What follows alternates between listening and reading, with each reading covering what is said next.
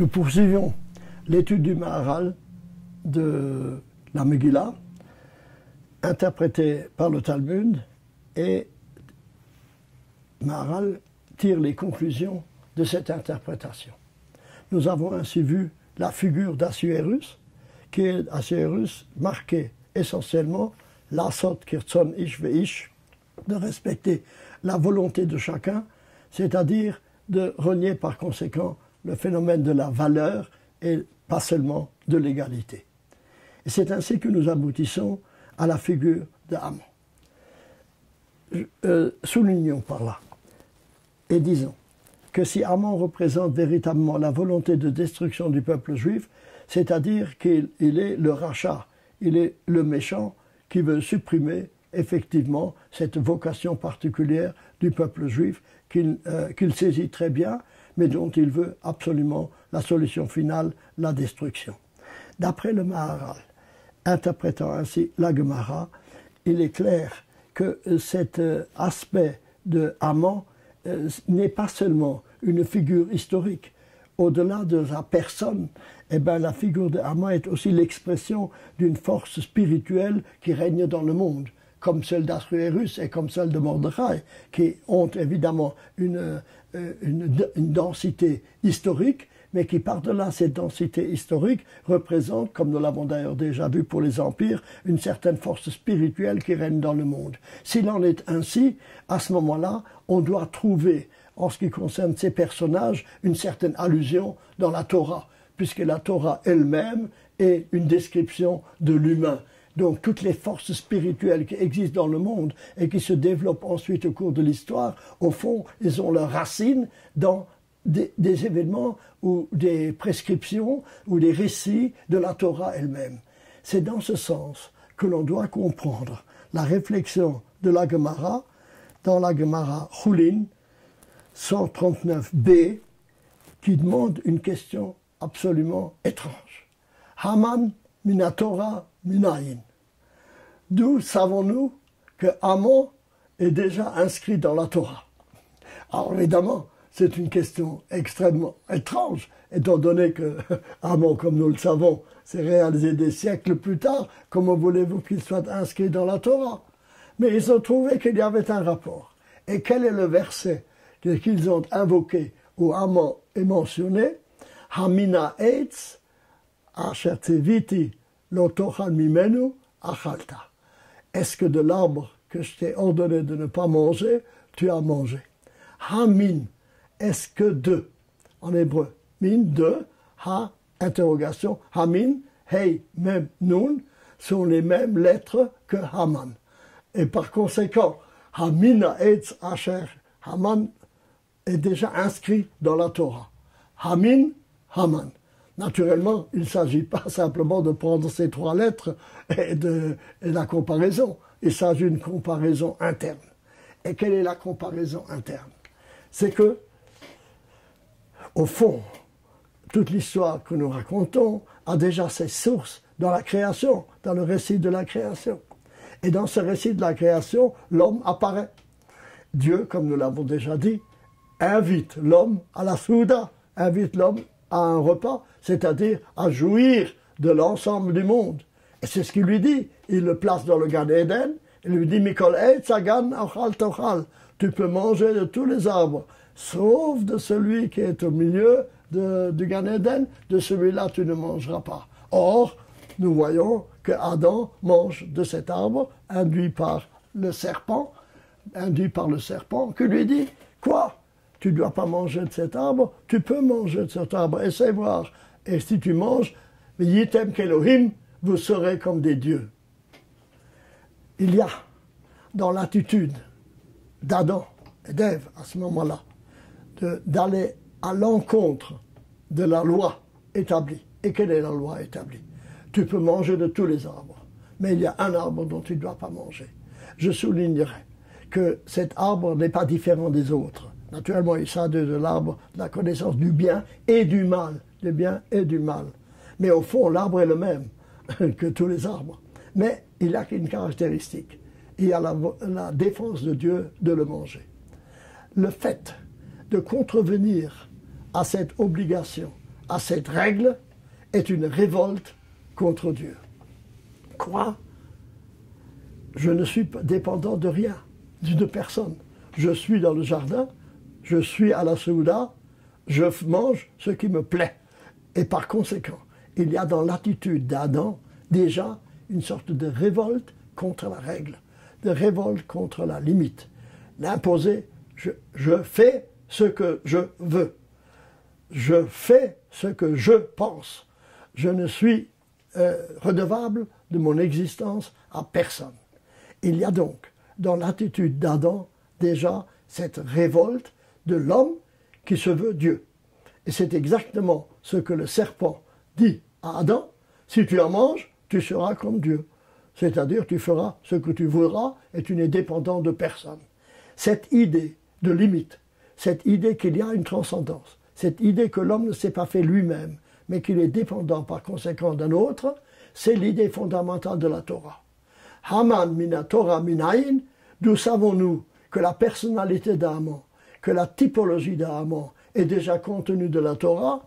C'est dans la révolte d'Adam, induite par celle du serpent qui veut faire que l'homme, il est comme Dieu. Il a la même possibilité que Dieu, un Prométhée. Par conséquent, il y a dans l'attitude de l'homme possible une révolte même du refus de la divinité, un refus de la transcendance, une insertion dans l'immanence du monde qui refuse par conséquent de sortir de ses limites et qui dit qu'il n'y a pas d'autres limites.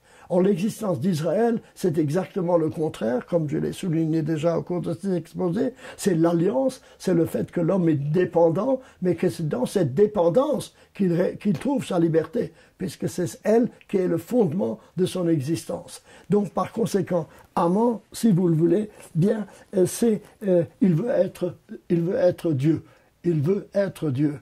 La révolte et c'est ainsi que nos sages ont bien vu les choses. Pourquoi est-ce que Mordechai ne se prosternait pas devant Haman?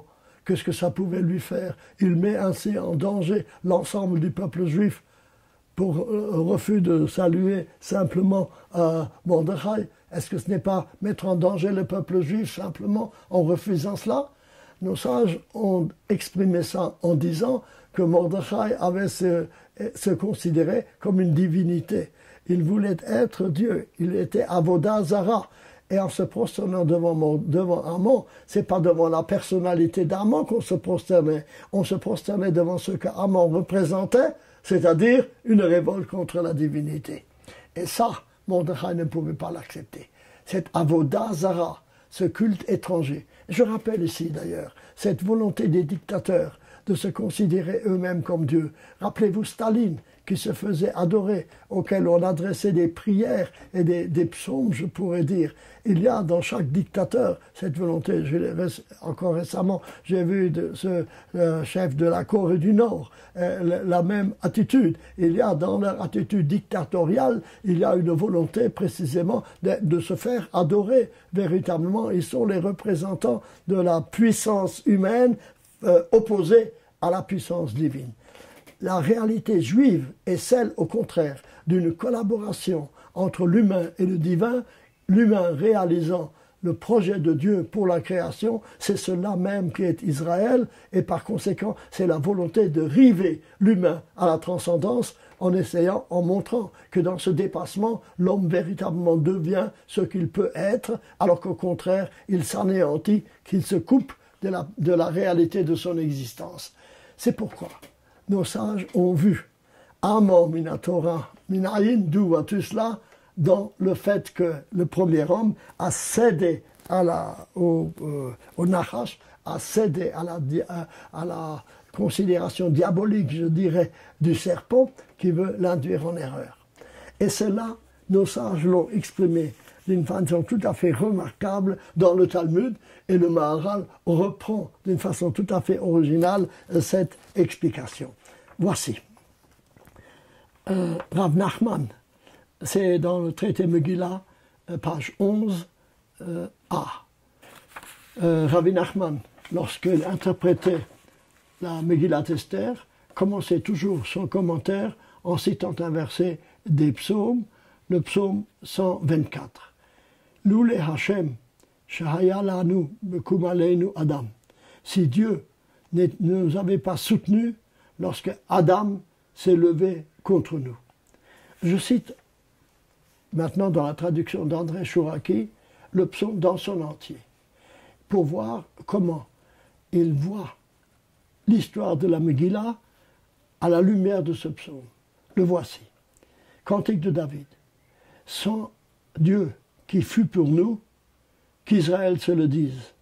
Sans Dieu qui fut pour nous, lorsque l'homme se dressa contre nous. Alors ils nous eussent engloutis vivants, aux flammes de leur fureur contre nous.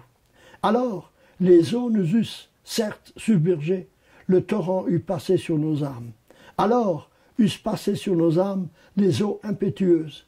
Dieu est béni, qu'il ne nous a pas livrés pour proie de leurs dents. Notre âme, comme un oiseau, s'est enfuie du piège des oiseleurs. Le piège est brisé, nous sommes libres. Notre secours est dans Dieu, le Créateur du ciel et de la terre. Remarquable psaume. Remarquable aussi le verset invoqué pour comprendre la Megillah.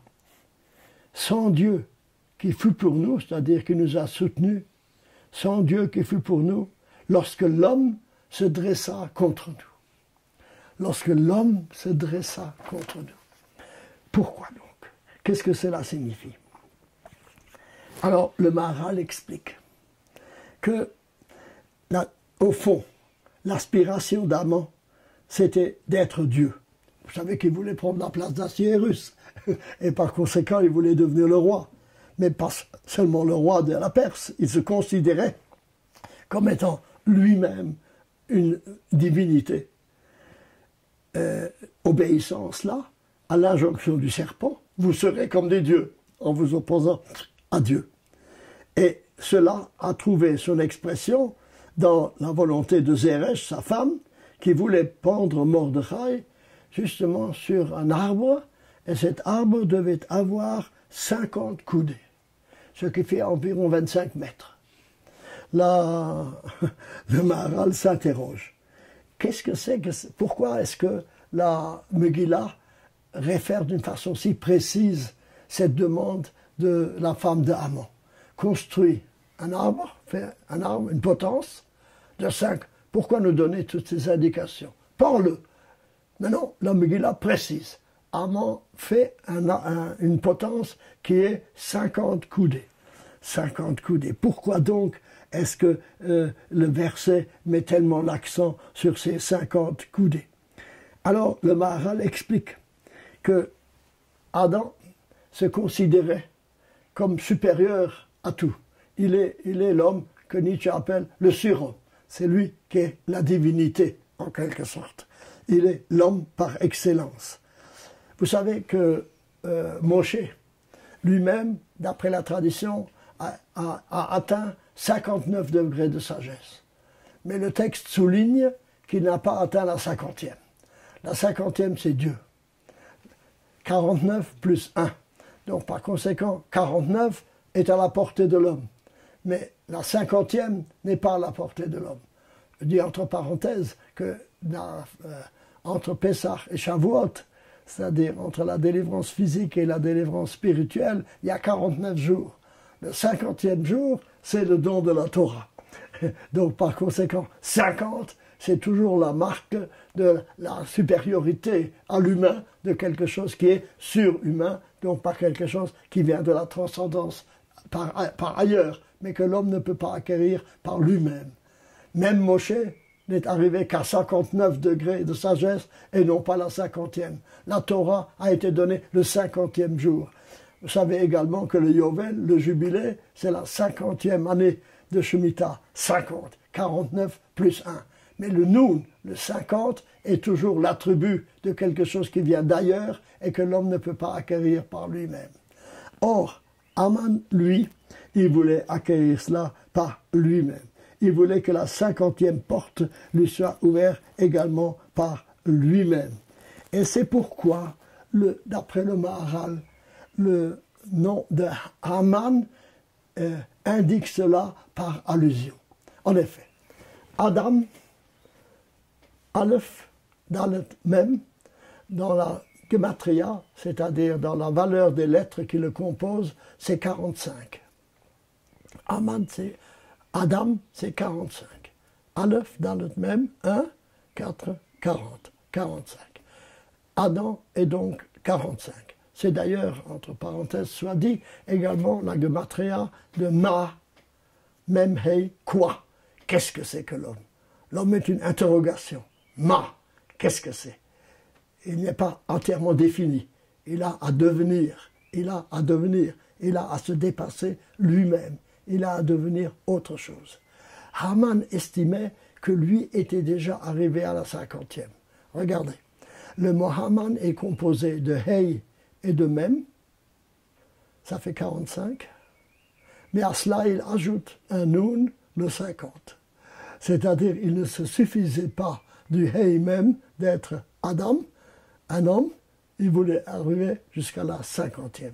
Et c'est pourquoi elle lui a dit de faire une potence de 50 coudées pour bien montrer que ta supériorité sur Mordechai, qui est un homme, mais toi tu es Haman, tu es une divinité. Et d'après le Maharal, ceci est une allusion pour nous montrer que déjà dans le nom, il voulait être, donc par conséquent, lui, opposé à Dieu en quelque sorte, il voulait être également Dieu. Est-ce que tu as mangé de l'arbre de la connaissance du bien et du mal? Oui, il en a mangé, il était se révolter, et c'est pourquoi il était le symbole, la typologie dans la Megillah de celui qui veut être, s'opposer à Dieu. Au fond, toute la technologie moderne, tout l'effort de l'homme de ne pas limiter son effort, d'aller jusqu'au bout de ses possibilités, c'est de refuser donc de l'arbre qui est au bon, de refuser de se limiter et de ne connaître, je dirais aujourd'hui, qu'une croissance qui n'a pas de limite. Or, l'homme n'est pas né pour une croissance qui n'a pas de limite. La limite, c'est la chose essentielle. La Torah, essentiellement, c'est le fait que l'homme n'est pas l'opposé de Dieu, mais qu'il y a une collaboration entre l'homme et le divin. C'est le sens de l'alliance entre Dieu et le peuple d'Israël, et par conséquent, cette alliance n'est pas une opposition entre Dieu et l'homme. Nous ne sommes pas des Prométhéens qui avons besoin de voler le feu pour établir la civilisation industrielle que nous avons, comme dans la mythologie grecque. Au contraire, Boré Meoré Haesh, c'est Dieu qui crée la lumière du feu et qui l'offre à l'homme pour qu'il développe la civilisation. Mais qu'il développe cette civilisation en accord avec le projet divin et non pas contre le projet divin. Qu'il maintienne par conséquent ce sens de la limite qui fait que l'homme reste un homme et que tout son effort doit consister à assimiler son œuvre à celle du projet divin et non pas à s'opposer au projet divin. Et sinon, eh bien, la société va à sa perte. Et cela est précisément la signification que Haman a été pendu à l'arbre qu'il a destiné à Mordechai. Venaforhu, c'est je disais, c'est le mot clé de la Megillah. C'est-à-dire, c'est le contraire qui s'est réalisé. Le contraire, c'est que ce n'est pas Haman qui s'est maintenu, mais que l'arbre, la potence que lui a construit, c'est sur cette potence qu'il a été pendu. Cela veut dire que le mal, par lui-même, conduit à sa propre perte. Il y a dans le monde inséré un Mordechai, c'est-à-dire une présence divine dans le monde qui fait que le mal peut réussir à un certain moment, mais ne peut pas anéantir l'univers. Car Dieu n'a pas construit un univers qui va vers sa destruction, mais un univers qui doit avoir un sens. Et c'est pourquoi le mal s'anéantit par lui-même. L'affirmation profonde que Haman construit sa potence et que c'est sur potence, lui, il sera construit. Il veut anéantir le peuple juif, il sera anéanti lui-même. C'est-à-dire que finalement, cette destinée du peuple juif au milieu des nations a le sens d'une sorte de thermostat que Dieu introduit dans le monde et qui fait que l'affirmation de la valeur, je dirais la valeur de la vie est supérieure à celle de la destruction et c'est elle qui finit par s'imposer finalement. C'est notre foi profonde et c'est pourquoi le cours précédent que nous avons donné, où le Maharal montre que l'histoire de Purim s'insère dans une vision messianique du monde et que l'ensemble de l'opposition d'Israël et des nations n'est pas une confrontation stérile, mais est une confrontation qui veut parvenir à la création de l'homme réel, c'est-à-dire d'un homme qui accomplit le projet de Dieu et non pas voit dans sa supériorité sur le monde ambiant comme une opposition à la divinité, mais au contraire une obéissance à la loi. Le fait de se limiter fait que l'homme se dépasse et acquiert dans cette limité autre chose. Il est tout à fait remarquable, à mon sens, que le texte dit « Si Dieu ne nous avait pas soutenus lorsque s'élève contre nous Adam l'homme ». Je dirais ici Adam l'homme veut dire une réflexion de l'humanité pure et dure en opposition à la divinité. L'affirmation du judaïsme est fondamentale, à savoir, comme je l'ai dit, que l'homme n'est pas l'opposé de Dieu, que Dieu n'est pas l'opposé de l'homme, qu'il n'y a pas là une confrontation, mais au contraire, il y a une alliance. Vous voyez, je dirais ici, nous sommes à la base même de la compréhension de ce que c'est que le judaïsme et de ce que c'est la volonté par ailleurs de l'homme dans le monde. C'est ainsi que dans la mythologie grecque, essentiellement, les dieux sont les opposés de l'homme. Ils sont tous les deux dans un même univers et ils s'opposent les uns les autres. Alors que dans le judaïsme, c'est justement le contraire. Le contraire, à savoir qu'il y a une alliance entre Dieu et l'homme pour que le monde ait véritablement un sens.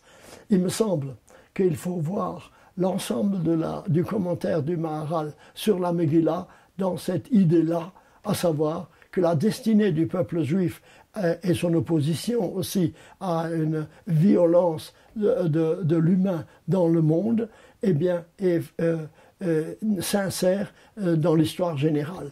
Je l'ai déjà dit, mais je crois qu'il faut le répéter, la destinée juive n'est pas simplement une destinée du judaïsme, c'est la destinée de l'humanité. C'est ainsi que la fête de Purim rejoint cette aspiration profonde du peuple juif à avoir une vision messianique, à savoir que l'homme doit aboutir et à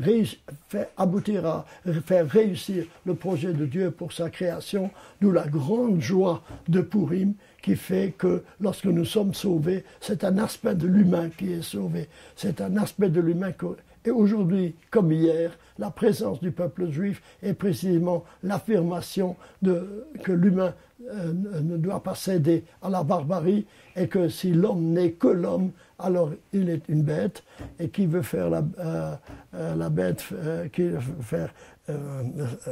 l'homme est ainsi condamné s'il veut être autre chose qu'un homme à être une bête, et c'est pourquoi que le Maharal voit le destin du peuple juif comme celui de la réussite de l'humanité, d'où la grande joie de Purim que nous fêtons donc par conséquent avec toutes les mitzvot relatives à la fête de Purim, et montre comment le Maharal insère cette histoire de Purim dans l'histoire générale de l'humanité.